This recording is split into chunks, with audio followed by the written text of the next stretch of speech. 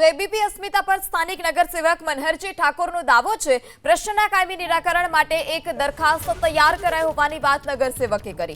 સમગ્ર તળાવના બ્યુટિફિકેશન માટે દરખાસ્ત તૈયાર કરાઈ છે। મંજૂરી મળતા જ ગાર્ડન સહિતની સુવિધા વિકસાવાશે। ઓઇલ ભળી જવાની ઘટના આકસ્મિક રીતે બની છે। આકસ્મિક રીતે ડ્રેનેજ મારફતે ઓઇલ તળાવમાં આવ્યું। ઓઇલનો નિકાલ અન્ય કેવી રીતે થઈ શકે તેને લઈ પણ રજૂઆત કરાઈ હોવાની વાત નગરસેવકે કરી।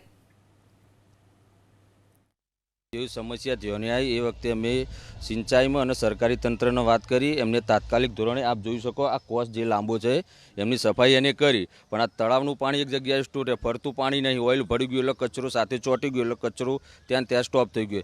એમ એ લોકો બી લગભગ 50% જેવો કચરો તો નીકળી ગયો। અમુક જે કોર્નરમાં સેટ થયો એના માટે કંઈક મશીનરી અલગથી આવશે તો એના માટે બી એમને કીધું અને માણસો ઉતારીને સાફ કરવાનું થાય। ઓઇલ પાણી ભળી ગયું એ તો હવે કઈ રીતે નીકાળવું? એમને આ પાણી જતું હોય તો પાણીની સાથે નીકળી જાય એટલે એમને સરકારી તંત્રે અમને પૂરેપૂરી મદદ કરી જ છે અને અમે બી આનું નિરાકરણ આવે એના માટે પૂરેપૂરા પ્રયત્નો કર્યા છે। તળાવમાં પાણી ઓઇલમાં ભળી ગયું હોય તો આપણે જાતે જુદું કરી શકવાના નહીં, એ પાણી નીકાળવું જ પડે। હવે પાણી જેટલું નીકળી શકતું હતું કોસ દ્વારા એ લોકોએ નીકાળ્યું। હવે બીજો પ્રશ્ન એવો થાય જે કચરો ત્યાં સ્ટોર થઈ ગયો છે એના માટે એની કંઈક બીજી મશીનરી આવતી હશે તો એ બી કરવાનું કહ્યું અને મેન્યુઅલી માણસો બી ઉતારીને કચરો નીકાળવાનું થશે તો એમને બી અમને 100% એની ખાતરી આપી છે।